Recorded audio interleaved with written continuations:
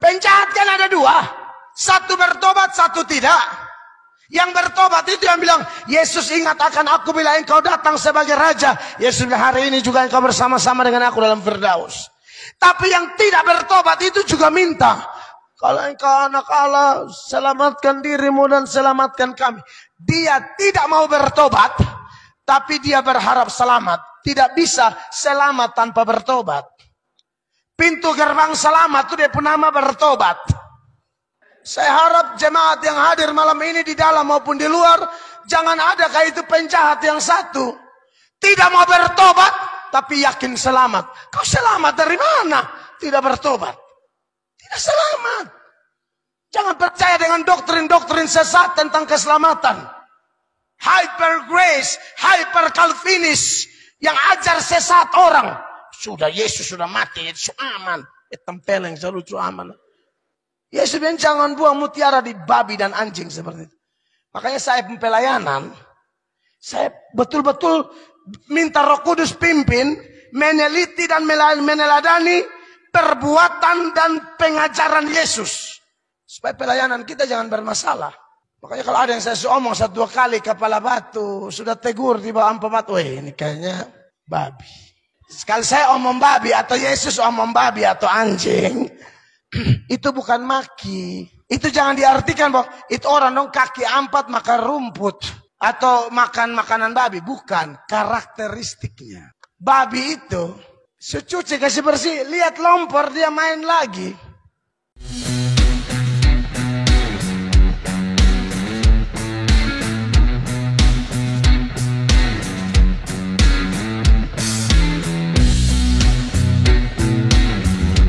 Puji Tuhan, saya mengucap syukur pada kesempatan ini saya ada di tengah Bapak Ibu jemaat sekalian, keluarga besar Gereja Sidang Jemaat Allah, Jemaat Elim Kenarilang dan semua gereja GSJA yang lain, termasuk saya lihat ada teman-teman saya dari Gemit Pola atau beberapa gereja lain. Kita bersyukur kita ada sebagai saudara. Amin. Saya bersyukur buat belas kasihan Tuhan.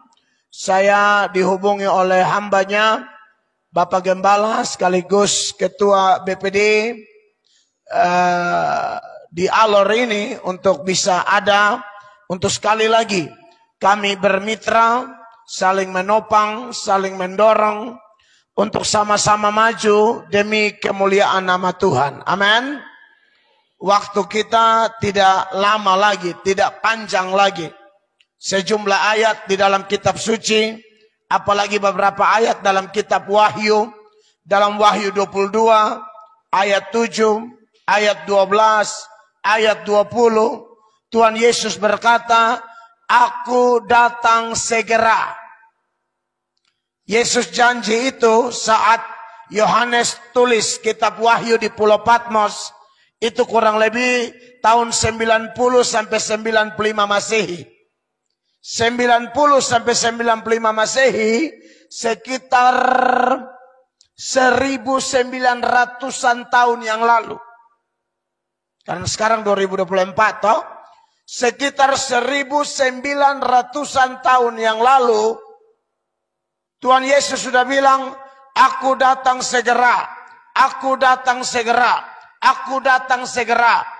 Tahukah Bapak Mama bahwa kalau seorang nabi, seorang rasul, seorang rabi, dia omong satu hal, diulang sampai 3 kali, itu seriusnya luar biasa. Ulang ya Bapak Ibu ya.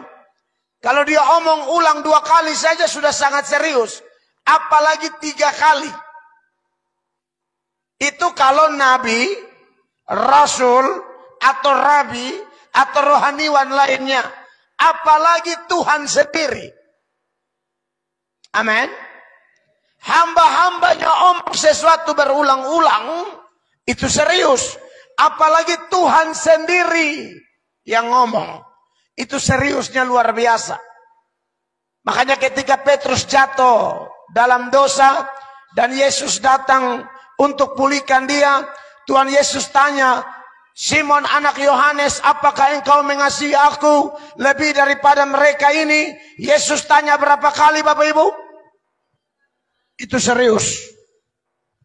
Bukan hanya tanya 3 kali, apakah engkau mengasihi aku lebih daripada mereka ini? Tapi dia juga beri perintah 3 kali, gembalakanlah domba-dombaku.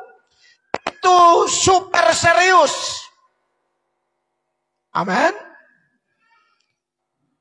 Nah, saudara-saudara yang diberkati oleh Tuhan Yesus, jadi menjelang Tuhan mau kembali, yang sudah pasti semakin dekat,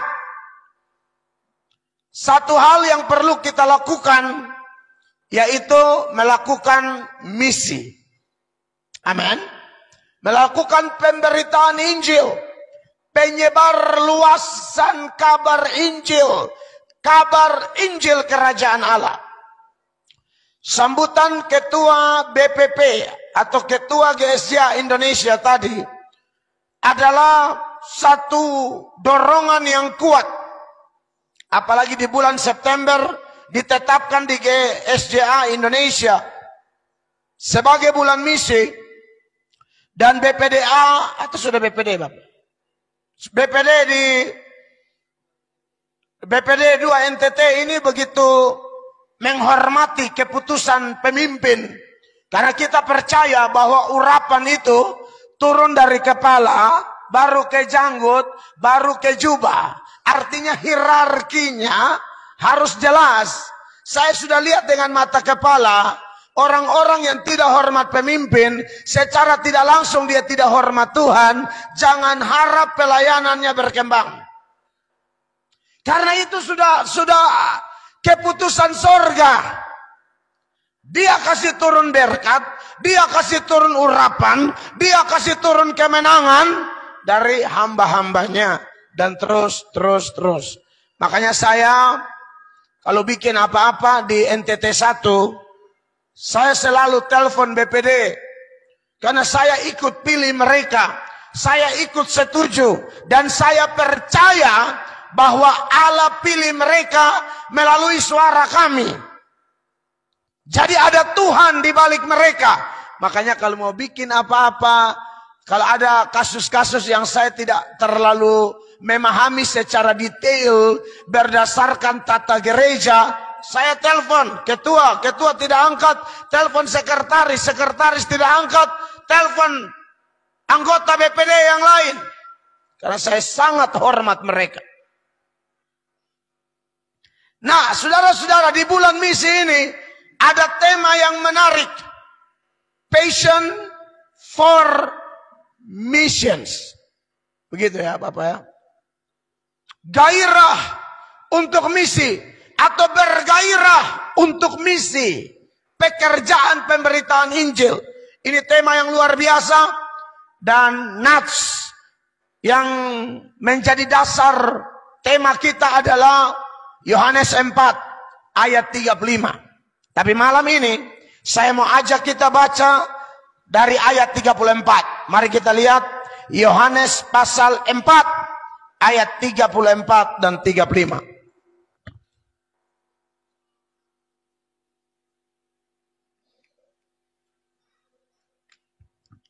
Yohanes pasal 4 ayat 34 dan ayat 35. Mari kita perhatikan ayat ini, kita baca sama-sama dalam hitungan ketiga. 1, 2, dan 3. Kata Yesus kepada mereka, makananku ialah melakukan kehendak Dia yang mengutus aku dan menyelesaikan pekerjaannya. Bukankah kamu mengatakan 4 bulan lagi tibalah musim menuai? Tetapi aku berkata kepadamu, lihatlah sekelilingmu dan pandanglah ladang-ladang yang sudah menguning dan matang untuk dituai. Di atas dasar ayat inilah secara khusus di pasal 4 ayat 35b muncul tema besar di bulan misi 2024 dari GSJ Indonesia, yaitu bergairah atau gairah untuk misi, gairah untuk memberitakan Injil. Saudara yang diberkati oleh Tuhan Yesus Kristus, salah satu sifat kita manusia, dan menurut saya ini sifat yang sangat dasaria, yang sangat mendasar, bukan yang positif yang saya mau omong, tapi yang negatif, yaitu manusia itu terlalu cepat lupa. Ulang Bapak Mama ya, kita manusia ini punya kelemahan cepat lupa. Baru omong di gereja atau dalam rumah, keluar dari gereja, lupa.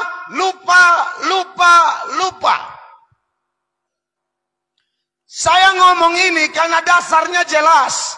Jangankan saya dan Bapak Ibu yang adalah keturunan Adam dan Hawa, bahkan Adam dan Hawa sekalipun pelupa berat. Padahal waktu itu mereka belum terkontaminasi dosa. Kejadian 2 ayat 16-17. Kalau Bapak Ibu baca di rumah, Tuhan memberi larangan yang keras. Semua pohon dalam taman ini boleh kau makan buahnya dengan bebas. Tapi tentang pohon di tengah taman, yaitu pohon tentang pengetahuan yang baik dan yang jahat, jangan kau makan buahnya, nanti engkau mati. Itu di mana? Kejadian 2 ayat 16-17. Langgar satu pasal. Kejadian 3, setan datang melalui ular. Ular bukan setan.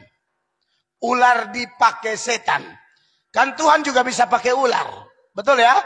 Waktu Tuhan hukum Israel, bersungut-sungut, berkata-kata melawan Allah, berkata-kata melawan Musa, berkata-kata protes padang gurun yang adalah jalan Allah, lalu protes itu mana surga, Allah pakai apa hajar mereka? Ular tedung. Jadi setan bisa pakai ular, Tuhan juga bisa pakai ular. Ular cuma alat. Itu sekaligus mengingatkan, Tuhan bisa pakai orang, setan juga bisa pakai orang. Makanya ini KKR misi ini, seruan paling tidak, salah satu intinya, siapa yang mau dipakai Tuhan? Hanya 2 pilihan. Mau dipakai Tuhan sama dengan tidak mau dipakai setan.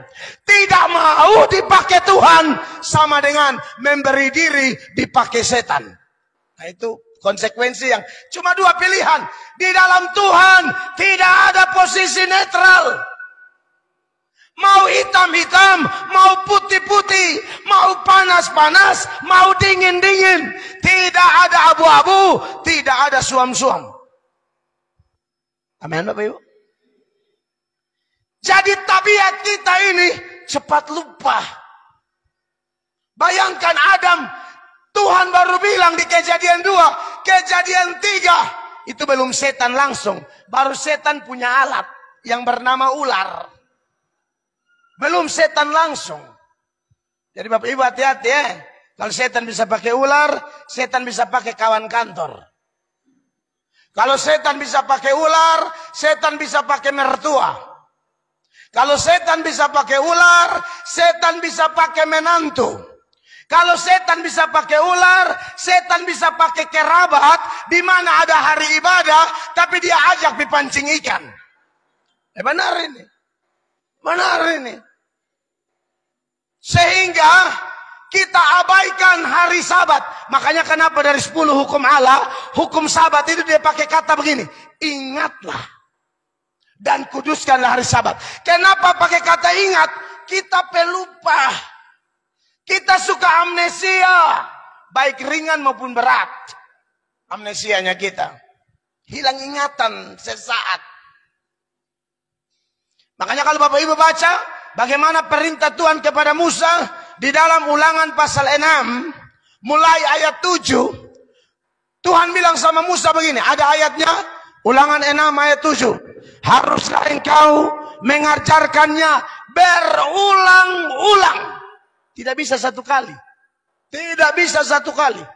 berulang-ulang kepada anak-anakmu dan membicarakannya apabila engkau duduk di rumahmu, apabila engkau sedang dalam perjalanan, apabila engkau berbaring, dan apabila engkau bangun.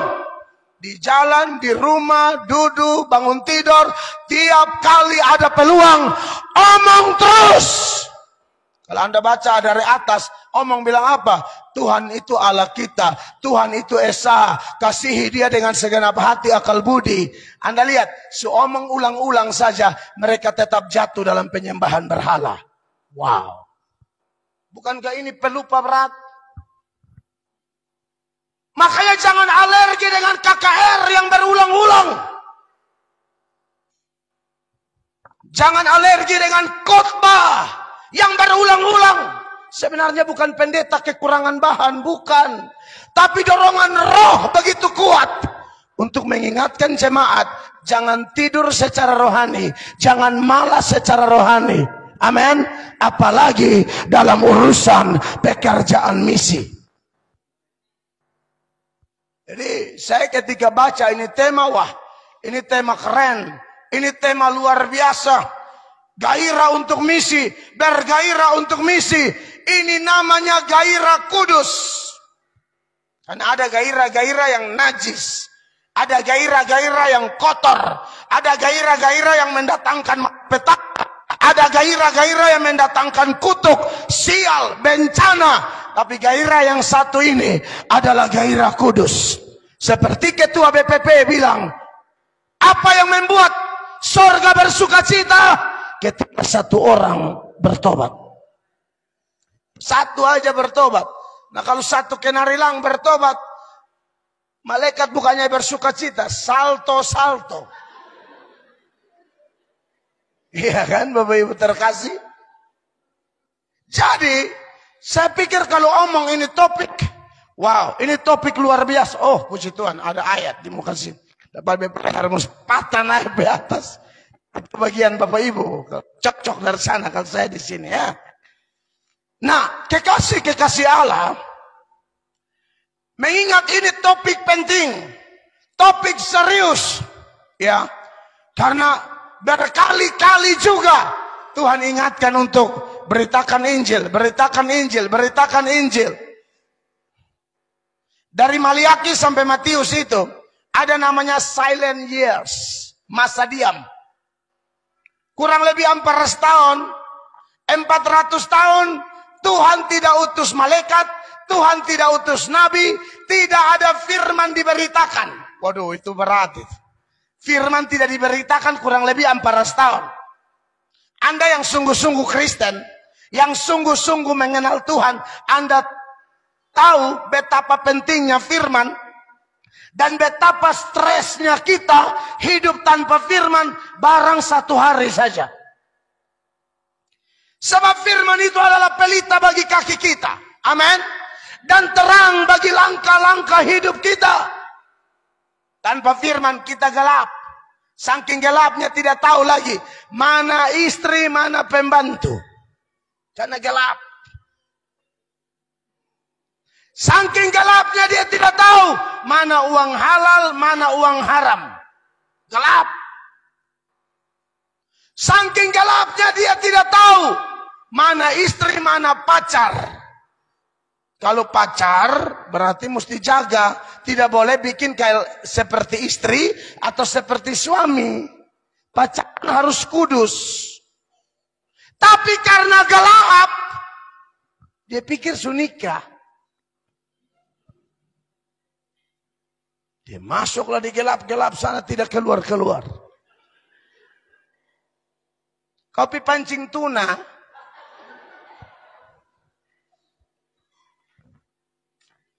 Nah, Bapak Ibu jemaat yang diberkati oleh Tuhan Yesus, bayangkanlah 400 tahun tidak ada. Satu hari aja kita stres. Makanya kenapa di GSA Indonesia pendeta wajib 1 tahun baca Alkitab 1 kali. Nah, selesai 1 kali. Dulu saya 1 kali. Tapi saya dengar pendeta John Adu 3 kali. Dan itu memotivasi saya orang tua loh. Umur 75 kalau tidak salah beliau sekarang. 75 tahun baca Alkitab 1 tahun 3 kali. Dengan motivasi itu, betain tahun 4 kali. Kalau yang tua semangat, begini kita masih muda-muda ber-43 nih. Sibuk terlalu apa Ya betul, saya jadwal banyak. Tapi kalau dengan Tuhan tidak ada alasan. Karena firman itu kekuatan. Firman itu bermanfaat mengajar, menyatakan kesalahan, memperbaiki kelakuan, dan mendidik orang ke dalam kebenaran. Seturut 2 Timotius 3 ayat. Jadi itu yang membersihkan hati kita. Saya dan Pak Daud, kita beromong-omong saling mengingatkan. Dan seperti itulah kalau saya ketemu kawan-kawan pendeta.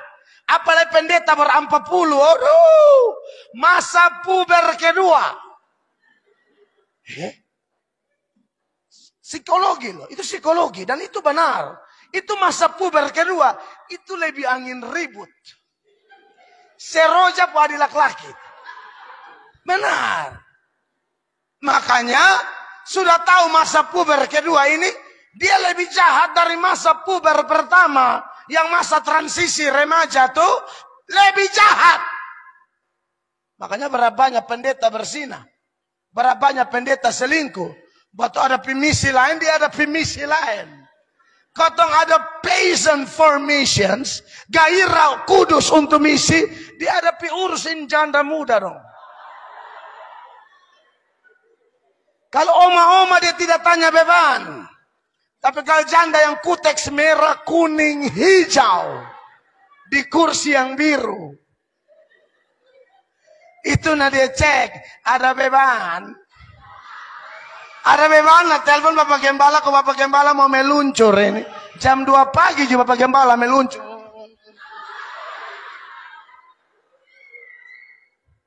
Iya ini kita omong betul.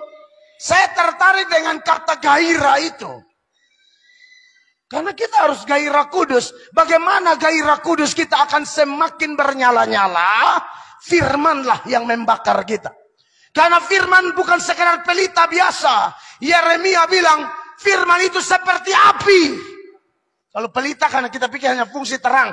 Dia bakar, yang kotor-kotor itu dia bakar. Itu firman. Makanya kenapa ujung tombak satu gereja kalau mau bertumbuh harus pemberitaan firman. Amin. Sebab ketika 400 tahun itu muncul Yohanes Pembaptis, dia mulai khotbah dan dia berkata apa? Bertobatlah sebab kerajaan Allah sudah dekat. Yohanes Pembaptis ditangkap, tampillah Yesus di Galilea, seruan yang sama, bertobatlah sebab kerajaan Allah sudah dekat. Dia utus 12 rasul berseru hal yang sama, bertobatlah sebab kerajaan Allah sudah dekat. Maka seruan yang sama sampai hari ini pendeta-pendeta menyerukannya di mana-mana. Karena kalau satu orang bertobat, surga pesta. Amin Bapak Ibu. Wow, ini luar biasa. Ini 2 malam, jadi kita tidak usah buru-buru. Beri perhatian baik-baik. Catat ayat-ayat yang akan muncul. Disertai keterangan itu ayat tentang apa. Tulis Matius 5 misalnya ayat sekian, kasih anak panah sedikit, kasih keterangan. Nah, pulang baca mengerti deh parah. Nah saudara-saudara, karena ini adalah hal penting, maka saya mau sampaikan beberapa hal. Berdasarkan nats pembuka kita ya. Yang pertama, saya mau bicara dengan poin gairah kudus melakukan misi menurut teladan Kristus. Itu poin pertama ini malam.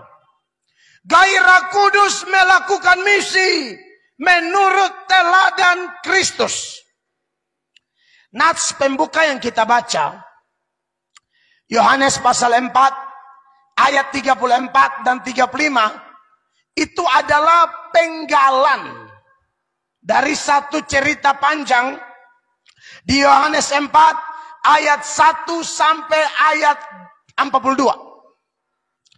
Ayat itu intinya adalah perjumpaan Tuhan Yesus dengan perempuan Samaria di Parigi Yakub. Siapa perempuan itu? Kalau diseberangkan dalam konteks sekarang, itu perempuan populer dengan istilah pelakor. Itu pelakor kelas berat. Penyuka laki orang. Itu pelakor, itu ibu tuh. Karena Yesus bilang panggil suamimu. Dia bilang aku tidak ada suami. Yesus bilang iya, yang sekarang yang kelima itu juga laki orang. Jadi perempuan Samaria di Parigi Yakub adalah seorang yang kelas berat, pelakor kelas berat. Tapi Anda lihat, sudah pelakor lagi, Samaria pula. Zaman itu, orang Yahudi tidak bergaul dengan orang Samaria.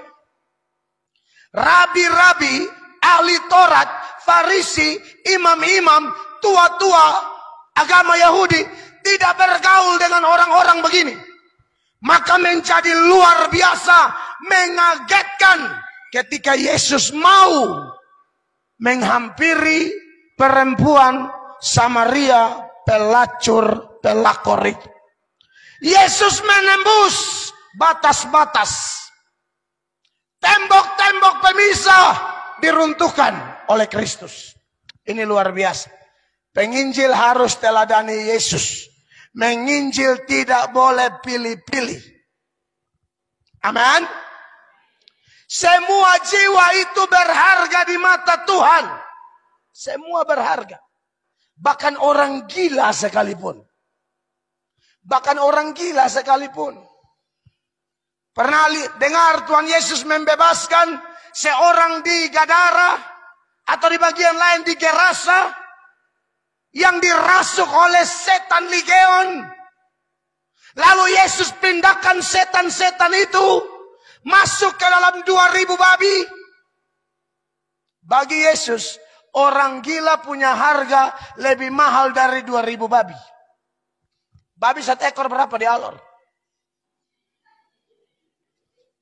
Yang ada yang mau jual babi, coba kasih angka dulu. Hah? 4, ada yang 5, oke. Yang 4 sedang tenak ya. Kalau yang agak besar 5 ya. Saya pernah nonton di TikTok. Di Papua, babi agak tinggi kayak speaker begini. 30 juta. Papua agak beda loh. Saya sering keliling Papua, ya saya tahu. Apalagi kalau urusan dompu acara ada tuh yang dompu istilah bakar batu kok apa tuh. Itu babi 1 ekor 30 juta. 30 juta kali 2.000 berapa? 6M atau 60M? 60 deh kayaknya. 60 miliar.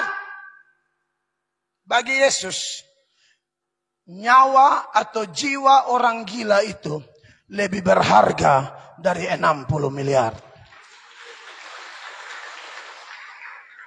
Termaksud ketika orang mengucilkan perempuan pelakor ini dan menganggapnya sampah masyarakat, menganggapnya orang kotor dan lain sebagainya. Tapi mata Sang Kudus, mata Sang Empunya misi, Missio Dei, misi Allah yang turun melalui anaknya itu. Selain dia berkontekstualisasi, Allah jadi manusia, lihat lagi dengan manusia siapa dia berurusan. Dia pergi, ada konteks di sana. Siapkan dulu Yohanes 4 ayat 7. Itu perempuan di sumur bikin apa Bapak Mama? Ambil air. Tuhan Yesus mantap, bangun komunikasi pembuka, dia minta air. Ini dinama pelayanan kontekstual. Dari cara membangun omongan saja sudah nyambung. Orang ada ambil air, Tuhan minta air. Ini ayat bilang begini. Maka datanglah seorang perempuan Samaria hendak menimba air. Kata Yesus kepadanya, berilah aku minum. Anda baca sampai habis, dia tidak jadi minum. Ini hanya ajak beromong. Itu keren. Ini teladan. Makanya Kita anak Tuhan tidak boleh terlalu anti politik. Tidak boleh. Mesti tahu-tahu sedikit. Nah ini bagaimana? Di alur ini ada 5 paket. Ini bagaimana? Kan bapak-bapak kan ikut bicara toh. Nah disitulah bapak-bapak yang tahu firman masuk. Kita berdoa saja. Ini sudah masuk ini. Kalau sudah pakai kata berdoa saja. Ini sedang menggiring orang. Supaya jangan berkelahi gara-gara politik. Jangan sebarkan hoax. Jangan ya black kampanye hitam, jangan. Sebab tidak merubah keputusan Allah. Yang ada menambah sial bagi kita yang sebarkan hoax. Kita sibuk sebarkan hoax. Kita sibuk kampanye hitam. Tahu-tahu orang yang kita serang, orang yang menjadi sasaran hoax kita, ternyata Allah pilih dia. Dia diberkati, lu sial. Apa yang kau tabur, itu yang kau tuai. Anak Tuhan yang baik masuk bilang, berdoa saja. Kok kita saudara jadi. Iya toh? Kita mau coblos apa saja, tapi kalau Tuhan bilang tidak, tidak. Dari ini 5 ini siapa? Pasti sudah ada 1 di hati Tuhan. Sudah pasti itu. Di Kupang juga 5. Wali kota calon 5. Gubernur kan 3 toh. Sama aja. Kata orang Kristen. 50 meter gereja, 100 meter gereja, 200 meter gereja. Kok masih bisa ya ada kepahitan, ada dendam, ada bakalai gara-gara politik. Iblis lu. Lu iblis besar. Amin. Santai aja. Kau tidak tahu duduk berdiri, jangan, apalagi kita orang Kristen, pelayan, pendeta, dengar orang omong orang, hati-hati. Metode setan dari dulu, dan itu akhirnya dipakai oleh Belanda, namanya divide et impera. Adu domba. Adu domba itu karena mana? Di A dia kasih jelek B. Di B dia kasih jelek A. Kan setan begitu. Di depan Adam dan Hawa dia kasih jelek Tuhan Allah. Di depan Tuhan Allah dia kasih jelek Ayub. Anda lihat itu. Jadi Anda yang suka kasih jelek A di B, kasih jelek B di A, lu setan pu anak paling bungsu. Jangan buang-buang energi. Pernah baca ayat yang mengatakan hidup dan mati dikuasai lidah. Siapa suka menggemakannya akan memakan buahnya. Amsal 18 ayat 21. Supaya hati-hati pakai itu mulut. Amsal 18 ayat 21 baca sama-sama. 1, 2, 3. Hidup dan mati dikuasai lidah. Siapa suka menggemakannya akan memakan buahnya. Saudara di lembah atau di aula, saudara serukan bilang A, itu yang bergema tuh A. B. Tidak ada orang bilang D, yang keluar C, tidak ada. Serukan apa? Itu yang bergema. Maka sering-seringlah menggemakan berkat. Sering-seringlah menggemakan Injil Kristus. Karena Yesaya berkata, firman yang pergi tidak akan kembali dengan sia-sia. Tidak akan kembali. Makanya saya tidak akan berhenti khotbah. Orang tidak undang, TikTok ada. Orang tidak undang, Facebook ada. Orang tidak undang, YouTube ada. Orang tidak undang, semua itu ada. Kalau setan bisa pakai ini semua, pakai TikTok, pakai Facebook, pakai YouTube, untuk menyebarkan hal-hal yang membuat moral semakin bejat. Anak-anak Tuhan harus jemput bola. Bapak-bapak ibu gembala live TikTok. Amin.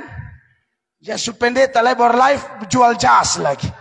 Jual baju. Saudara-saudara, ini baju putih bersih, tidak ada noda dan dosa. Haleluya.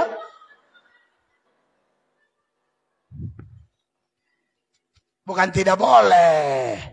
Jangan pikir tidak boleh. Itu juga bisa jadi pintu gerbang penginjilan. Bisa. Tinggal minta hikmat aja dari Tuhan. Jadi Bapak Ibu jemaat yang diberkati Tuhan, mau misi kita berjalan dengan baik, selalu lihat kepada Kristus. Amin. Dalam cerita itu juga Yesus bersuruh mereka murid-murid pergi cari makan. Sudah datang bawa makanan, Yesus tidak makan. Yesus jadikan peristiwa itu sebagai alat peraga. Bagimu penting sekali kan makanan lahiriah, tapi bagiku makananku. Di ayat 34 tadi dari nats pembuka kita, Yohanes 4 ayat 34, Yesus bilang apa? Sama-sama baca, damai sejahtera. Yohanes 4 ayat 34, 1, 2, 3. Yohanes 4, 3, 4. Jam panik, santai. Kalau saya omong tuh siap-siap sudah. Jadi jangan main ayat sampai pikir nyong di mana. Aduh, dosa besar. Dosa besar ya, WL ya. Yohanes 4, 3, 4. Itu yang tadi kita baca tuh kok tidak. Ya. Yesus ngomong dengan jelas di situ. Yohanes 4 ayat 3, 4.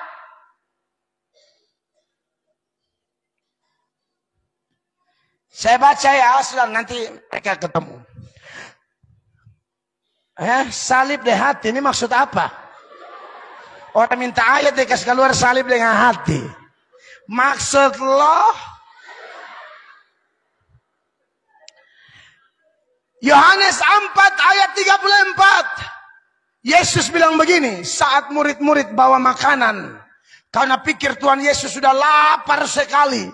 Ya, dikatakan, kata Yesus kepada mereka, makananku ialah apa? Melakukan kehendak Dia yang mengutus aku dan menyelesaikan pekerjaannya. Saudara, ini luar biasa. Bagi kita, makanan adalah kebutuhan pokok. Makanan adalah kebutuhan primer. Tapi bagi Yesus, yang lebih primer dari makanan adalah pelayanan. Adalah menyelesaikan tugas Bapa. Di bagian lain dia bilang apa? Kita harus mengerjakan pekerjaan Dia yang mengutus aku selagi masih siang. Karena akan datang malam, tidak ada seorang pun dapat bekerja. Makananku adalah pelayanan. Wow. Sampai satu kali, gara-gara pelayanan, mereka makan. Coba buka Injil Markus kakak. Markus pasal 6. Kita pelajari ini data satu ya. Markus pasal 6. Ayat 30. Mulai ayat 30.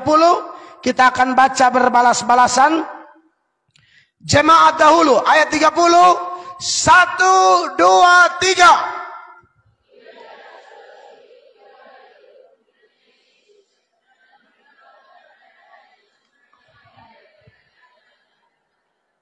Ini evaluasi pelayanan. Ini pemimpin hebat. Ya mereka lapor, kami omong ini, khotbah, sudah penginjilan keliling. Oke, 31 saya baca. Lalu ia berkata kepada mereka, marilah ke tempat yang sunyi, supaya kita sendirian dan beristirahatlah seketika. Jadi hamba Tuhan perlu juga istirahat. Jangan pelayanan, niatnya mau istirahat. Jadi istirahat itu tidak dosa ya.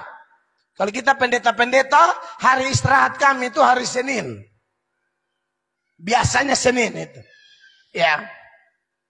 Tapi kalau situasi dan kondisi, Senin juga kita babat juga.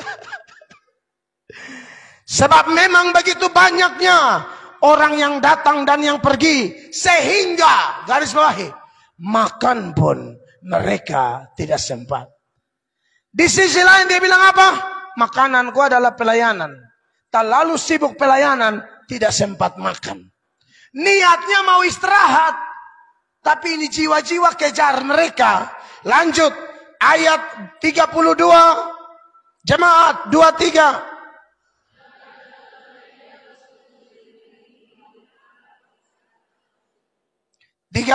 saya, tetapi pada waktu mereka bertolak, banyak orang melihat mereka dan mengetahui tujuan mereka dengan mengambil jalan darat. Segeralah datang orang dari semua kota ke tempat itu sehingga mendahului mereka. Ini belum sempat makan, rencana mau istirahat, tapi orang karena tahu tujuan mereka berbondong-bondong kejar. Kita mau cek, mereka jadi istirahat tidak? Tidak jadi. Lanjut pelayanan. Coba ayatnya yang ke berikut. 35. 1, 2, 3 jemaat.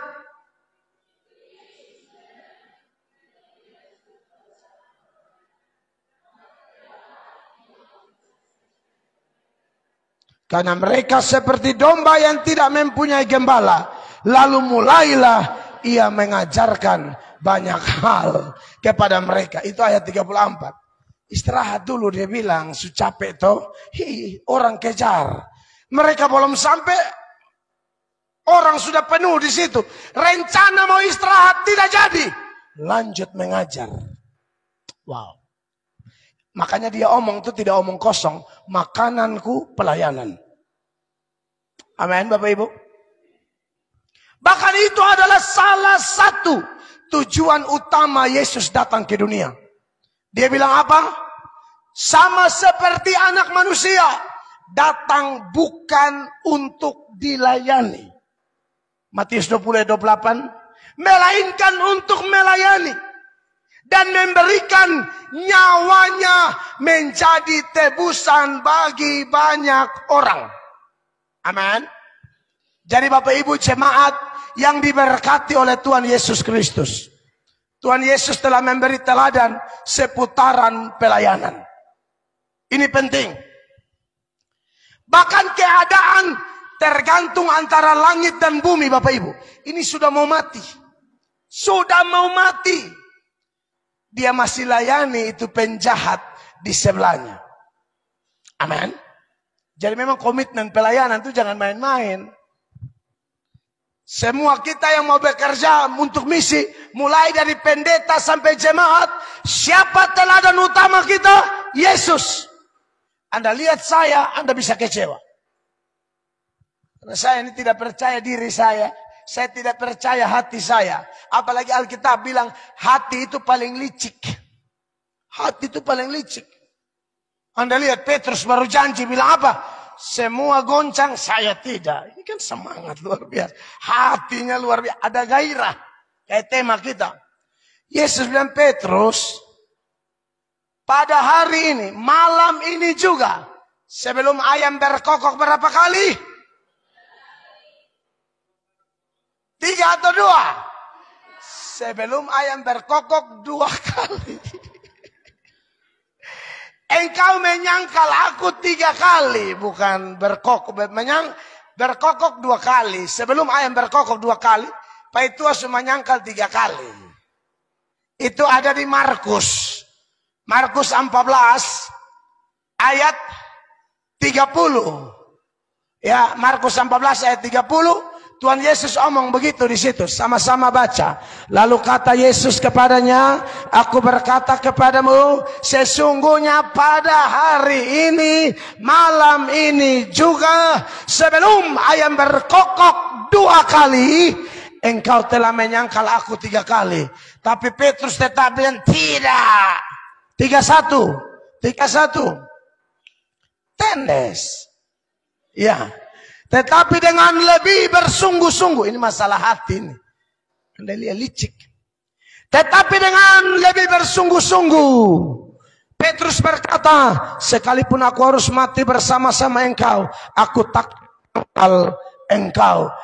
Semua yang lain pun berkata demikian juga. Tapi kalau Anda lompat ke ayat 50 dari Markus 14 ini, semuanya Scooby-Doo. Lari. Ya. 50. Lalu semua murid itu meninggalkan dia dan melarikan diri. Hati itu licik.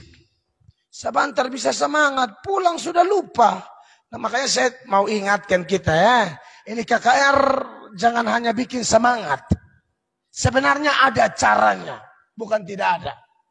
Makanya kalau dengar firman, doa syukur, pulang segera. Yang bikin kita sering lupa tuh tidak segera menindaklanjuti. Tunda 1 hari, penundaan adalah dosa besar. Itu pintu gerbang setan masuk. Saya sudah rencana. Lu habis direncana. Sedikit-sedikit rencana. Penundaan itu dosa. Ya dengar apa-apa langsung buat. Saya jujur aja, ini jujur-jujur di hadapan Allah.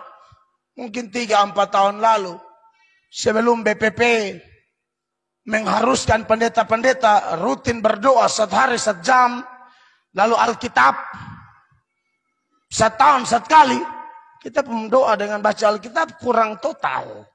Karena sibuk pelayanan. Lalu di NTT 1, pendeta John Ado bilang begini, tolong dibuat angket dulu. Pendeta-pendeta harus diangket, jujur, kau doa atau tidak? Jujur, kau baca Alkitab atau tidak? Wih, waktu itu saya tidak tahu dari orang lain, tapi saya terpukul sekali. Saya tidak mau tunda-tunda. Hanya kita juga berdoa juga, tapi kalau yang bilang 1 jam begitu, kadang-kadang tidak. Padahal misi tidak bisa dipisahkan dengan doa.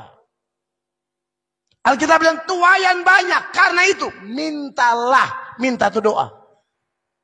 Bagaimana bisa melakukan misi tanpa doa? Itu hal-hal kecil. Tapi dulu juga pernah dengar, tapi tunda, kebablasan. Tapi saya memutuskan tidak boleh ada penundaan. Dan saya memang Tuhan bekerja luar biasa. Tingkatkan jam doa, tingkatkan jam baca Alkitab. Kalau bila khotbah ini kan kita supaya main, Bapak Ibu. Lukas tema sekarang apa pun bisa fadok 2 jam. Tapi apalah artinya kalau tidak berdoa? Apalah artinya tidak saat teduh? Apalah dapat hotel nyaman begini tidak berdoa? Berdosa saya. Mau ke KR saya tidak berdoa? Berdosa saya. Bukan masalah pengalaman pelayanan. Bukan masalah jam terbang tinggi. Tadi di pesawat saya dan Bapak, itu beta berdoa. Bapak tidur, Belia, mencapek. Saya berdoa, Bapak don't tahu. Saya pasang headset itu doa, Pak. Kebetulan Bapak bilang, kita tadi, saya lupa. Bapak omong baru, Bapak don't tidur, beta tidur. Bukan beta takut ketinggian, tidak. Besok capek lihat awan. Nah, saya doa, benar, Pak. Omong capek, saya capek. Tadi mana saya baru habis KKR. Tapi saya tahu. Saya tidak tahu saya mati kapan. Dan saya meneladani Yesus Kristus Tuhanku. Sebelum pelayanan, Alkitab berkata di Markus 1 ayat 35. Pagi-pagi benar. Dia sudah diam dengan bapaknya. Coba Markus 1 ayat 35. Pagi-pagi benar, waktu hari masih gelap, ia bangun dan pergi keluar. Ia pergi ke tempat yang sunyi dan berdoa di sana. Ini sebelum melakukan penginjilan. 36, jemaat baca. 1, 2, 3. 37, jemaat. 1, 2, 3.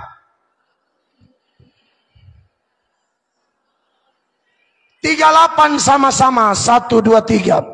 Jawabnya, marilah kita pergi ke tempat lain, ke kota-kota yang berdekatan, supaya di sana juga aku memberitakan Injil, karena untuk itu aku telah datang. Teladani siapa? Kalau mau gairah kudus, baca tentang Yesus, memikirkan dia selalu, ingat dia selalu. Banyak kali kita kendor, kita tidak selalu ingat dia. Kita seperti Simon Petrus yang jalan di atas air, awalnya lihat Yesus, lama-lama tidak lihat Yesus lagi.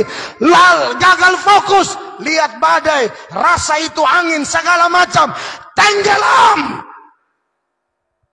Kalau ikut Tuhan, lihat Tuhan betul. Jangan gagal fokus, ancur.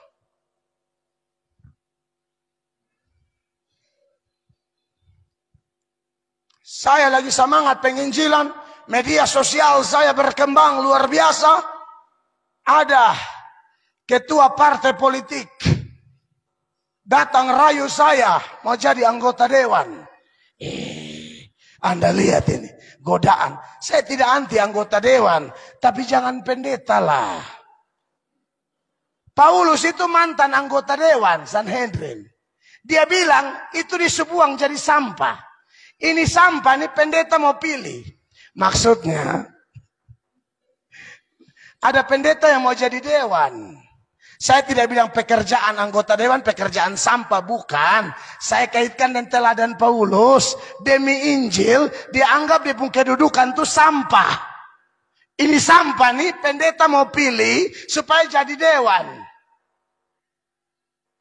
Kalau ada jemaat berkompeten di situ, pendeta punya tugas mendoakan. Tak usah pendeta yang pisorong diri. Kalau sepi di sana mau menjadi apa? Organisasi kami membolehkan ya, GSJ. Tapi ya kependetaanmu dicabut. Dan kamu harus bergumul betul-betul. Betul-betul kau dipanggil tidak? Atau kau ingin pakai pakaian dinas? Kau ingin pakai baju safari? Biarlah jemaat yang jadi dewan, kita dukung-dukung saja. Jadi pendeta ini enak, cuci dewan jufare. Cuci bupati, cuci gubernur, enak-enak.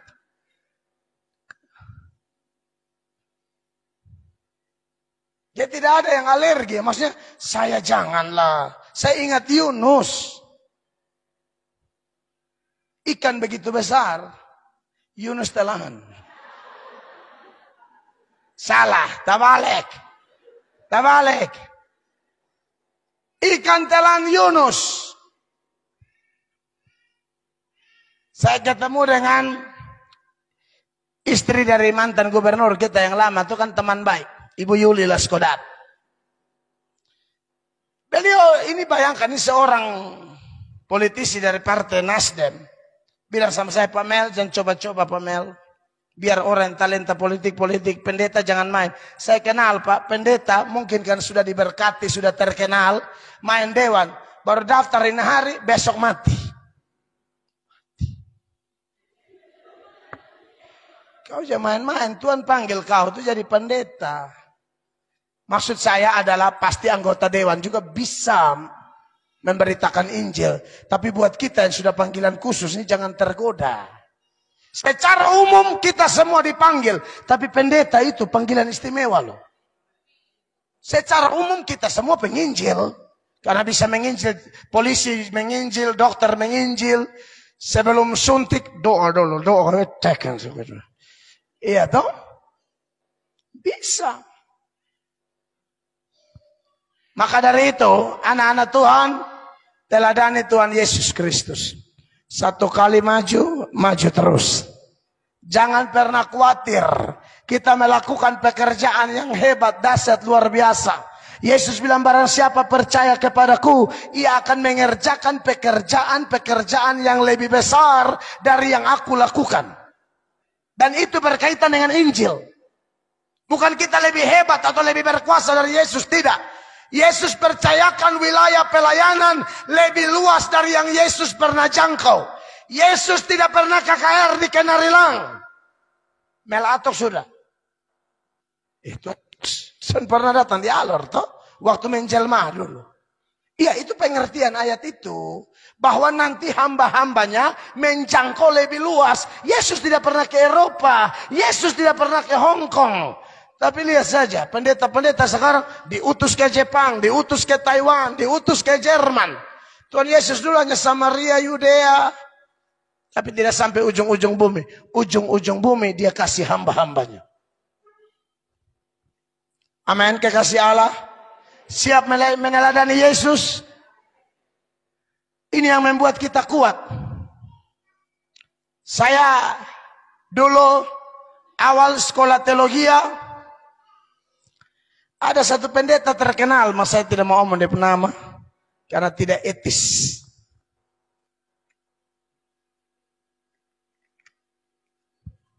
Datanglah tim dari Jakarta merekrut anak-anak NTT miskin yang mau jadi pendeta. Mel Atok salah satunya. Saya mau jadi pendeta, maka keluarga punya ekonomi lemah lembut. Hancur. Bapak sopir son tamat SD. SIM sudah mati dari 1986. Bapak. Tapi kalian bilang orang belu pakai obat, pakai ilmu, polisi son pernah tangkap. Mama juga tidak tamat sekolah, pendidikan tidak betul. Anak mau jadi pendeta, mau ambil uang di mana? Utang penuh, khususnya koperasi harian. Ya, koperasi kejar mama itu seperti MotoGP. Karena mama pinjam lebih dari satu, jadi koperasi buruh itu bisa 3. Rossi, Dovizioso, Marquez. Ya, ini karena seutang tidak bisa bayar, akhirnya mama ajar kami bikin dosa. Dosa apa? Tipu. Nah, kami masih kecil, mama sudah ajar tipu. Nanti kamu itu koperasi datang, lu bilang mama tidak ada. Mama ada di lemari situ. Mama ada sembunyi di lemari. Lu omong bilang mama tidak ada. Oke? Oke. Mama pideng daster bunga-bunga di lemari. Kita masih kecil. Koperasi datang. Mama ada. Saya bilang, mama bilang mama tidak ada.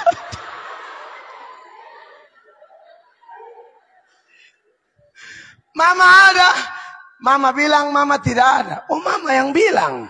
Iya, tadi mama bilang mama tidak ada. As mama di mana? Itu ada. Kena tangkap antero. Koperasi pi palang-palang di sana lemari. Salam tante. Koperasi pulang tuh saya pun paha biru semua. Mam tua puta. Benar ini. Kita ngomong jujur. Buat apa cerita orang lain pun keluarga. Cerita keluarga saya sendiri. Benar. Tapi akhirnya terjadi pemulihan. Namanya kita semua orang kotor toh. Akhirnya terjadi pemulihan, mulai gabung di GSA. Mulai, itu saya mulai sekolah minggu di GSA. Jadi saya dari kecil-kecil, ya walaupun sudah diajar tipu, tapi masuk GSA. Penyerahan dengan umur 8 tahun kalau saya salah. Bapak dan mama, ya, mama Katolik, bapak Gemit. Tapi bawa penyerahan anak di GSA, bet santadon po otak kermana waktu itu. Ini bapak Katolik, mama Gemit. Dia ini anak GSA saja, bayangkan saja. Mungkin mereka sudah kalai habis, keputusannya GSA. Jadi biasa hasil bakalai itu dia GSA. Kacau. Pak John yang penyerahan. Anak lain kan penyerahan kecil. Saya sudah sadar nah. Saya sudah 8 tahun nah. Akhirnya bertobat. Beri diri. Pak John juga yang baptis saya. Kemudian Pak John juga yang kasih nikah saya. Ya, jadi orang tua saya tidak bisa lupa sampai mati. Nah, saudara yang diberkati oleh Tuhan Yesus Kristus. Jadi niat mau jadi pendeta. Main. Datanglah dari Jakarta rekrut anak-anak muda NTT miskin yang punya semangat jadi pendeta. Waktu itu besok serahkan diri, subaptis semua jadi pendeta.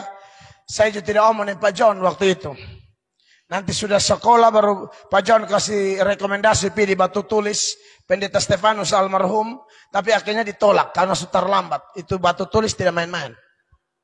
Yesus tidak tahu mau menuju mana. Keluarga kumpul uang hanya dapat 1.250.000. Naik kapal Sirimau. Keliling satu Republik Indonesia. Dari Kupang, Larantuka. Ini mau pergi Jakarta ini. Larantuka naik Ujung Pandang. Ujung Pandang turun Semarang. Saya pikir langsung pergi Jakarta. Naik ke Kalimantan. Saya pikir langsung Jakarta, turun Surabaya. Saya pikir langsung Jakarta, naik ke ujung Sumatera. Saya pun kawan, kita ini mau jadi pendeta atau pelaut? Kita keliling terlalu banyak sekali. Perairan negara kesatuan Republik ini. Itu hampir satu Indonesia itu nah. Dari Sumatera ujung turun sampai Jakarta. Sekolah, pas pembukaan sekolah. Inilah kalau saya bicara tentang teladan Kristus itu luar biasa. Malam dana buat anak-anak miskin ini. Seorang pendeta terkenal. Kalau bet omong semua orang tahu. Tapi anggap saya ini rencana Tuhan dan mungkin dia hilaf. Di depan banyak orang dia angkat nama saya. Ini anak saya biaya sampai STH. Wih, bet hati senang. Itu tahun 2001. Sekarang sudah 2024. Di SMS salam juga belum. Sampai saya sudah di master teologi ya. Sudah balas sidang. Subscriber sampai 500 juta lebih. Dia belum salam. Tapi Tuhan kau tidak akan tinggalkan aku. Amin. Dialah teladan utama kita. Dialah andalan kita. Dialah pengharapan kita. Dialah yang membangkitkan gairah kudus itu. Supaya kita serupa dengan dia. Dalam segala hal. Teristimewa dalam urusan passion for missions. Yesus Kristus. Itu yang bakar kita punya gairah. Makanya kita menginjil. Sampai ada yang bilang, Pak minum vitamin apa kok tidak berhenti. Nanti pulangnya saya suruh lanjut lagi. Pulang aja saya KKR. KKR tiap hari. Tiap hari khotbah. Tiap hari. Tidak tunggu ada jadwal. Tidak ada pun saya bikin jadwal sendiri. Benar. Saya bukan tidak selalu diundang. Cuma ada gampang. Ada di penjara. Pokoknya tiap hari mesti omong injil. Supaya kalau mati... Kalau sakit-sakit tidak ada omong kosong banyak. Kan orang kita ajak-ajak tidak mau. Nanti mati setengah. Doakan sembuh. Hoi, iblis besok omong lu panggil lu ulang-ulang lu omong kosong banyak. Semua marah. Saya ulang-ulang layani yang stroke, yang mati setengah. Komitmen. Bapak doa sembuh. Yesus tak usah janji. Lu diam. Janji omong kosong. Sustruk berjanji. Dulu kita panggil kau di KKR, kau ada utuh-utuh kok. Kau tidak segera bergabung, tidak segera berkontribusi. Cuma setengah.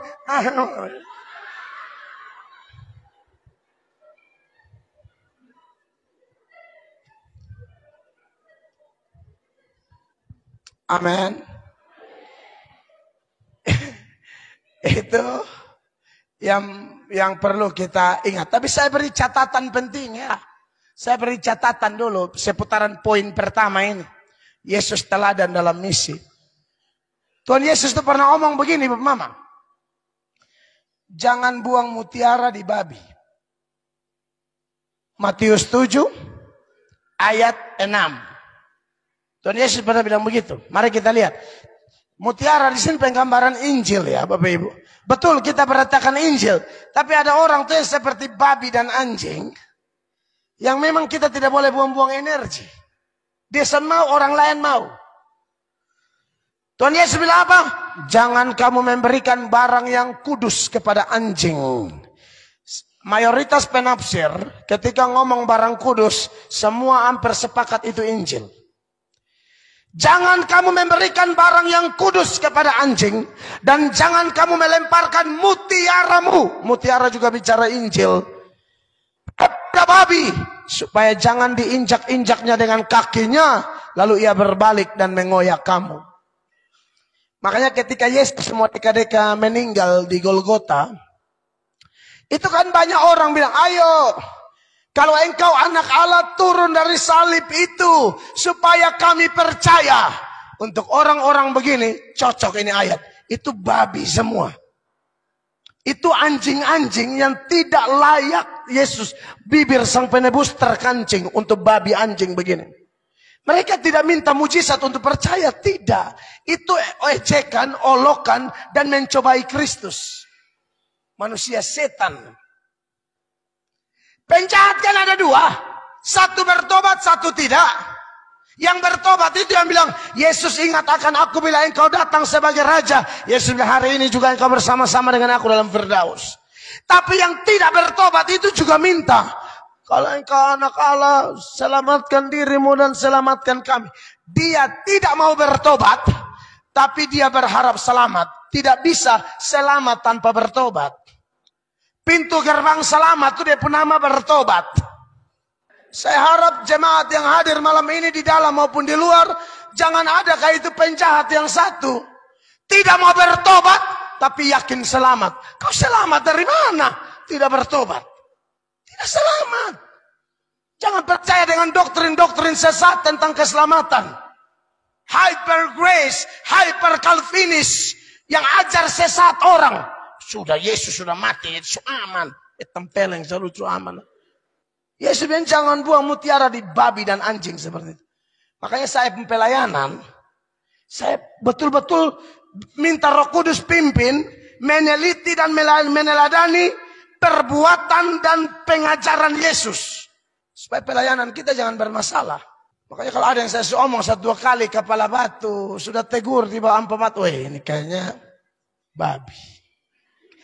Sekali saya omong babi atau Yesus omong babi atau anjing, itu bukan maki. Itu jangan diartikan bahwa itu orang dong kaki 4 makan rumput atau makan makanan babi. Bukan, karakteristiknya. Babi itu secuci kasih bersih, lihat lompor dia main lagi. Iya. Makanya Simon Petrus omong begini, 2 Petrus 2. Nah, ini terlalu banyak lipat tangan. 2 Petrus 2 mulai ayat 20. Ya, jemaat baca dulu ya, saya minum air sedikit ya. Kelihatan jemaat diberkati ya. Sedikit pendeta ya infus.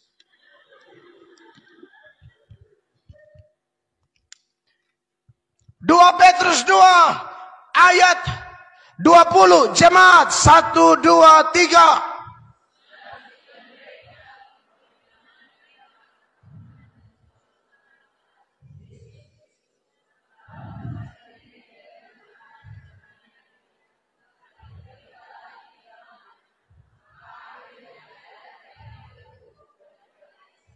Dua 21 jemaat 2, 3.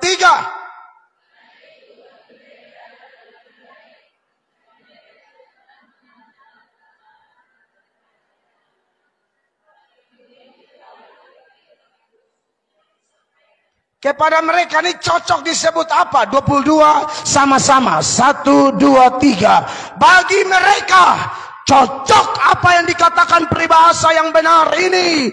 Anjing kembali lagi ke muntahnya. Dan babi yang mandi kembali lagi ke kubangannya. Saya rasa saya mau tutup sudah. Besok baru kita sambung. Bapak Ibu besok baru kita sambung. Maksud saya begini. Kita kalau mau terlibat dalam misi kudus. Amin. Jangan model kayak begini nih. Saya sudah tidak tahu kita sudah ikut KKR berapa banyak kali. Tahu Tuhan suutus pembicara dari dalam maupun dari luar. Entah berapa banyak kali. Pesan saya sebagai hamba Allah. Mari. Hormat sedikit itu mutiara Injil. Hormat itu undangan kudus. Saudara, saya mau kasih tahu. Ini pekerjaan terhormat. Sebenarnya tak usah pakai kita. Dia bisa bikin sendiri. Dia bisa melayani sendiri. Percaya tidak Tuhan bisa bikin bertobat ini orang-orang semua. Bisa. Dia tinggal buka langit. Dia berteriak. Orang alor mau bertobat kok tidak. Habis kita. Kita bersuanggi terbangsa. Kita suhebo kok. Apalagi langit terbuka. Tak usah Yesus deh. Pakai malaikat aja. Selesai. Yesus lahir, siapa yang beritakan Injil? Malaikat. Hari ini telah lahir bagimu, itu malaikat. Yesus bangkit, siapa yang khotbah? Malaikat. Dia telah bangkit. Seperti yang dikatakan, dia tunggu kamu di Galilea. Malaikat. Artinya ini pekerjaan terhormat. Cukup pakai malaikat selesai. Amin. Tapi dia mau libatkan kita orang-orang lemah.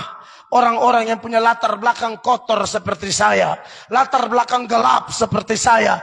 Allah panggil, mari kepadaku semua yang letih, lesu dan berbeban berat, aku akan beri kelegaan kepadamu. Siapa yang ada dalam Kristus, dia adalah ciptaan baru. Yang lama sudah berlalu, sesungguhnya yang baru sudah datang. Lalu dia pakai kita menjangkau yang hilang.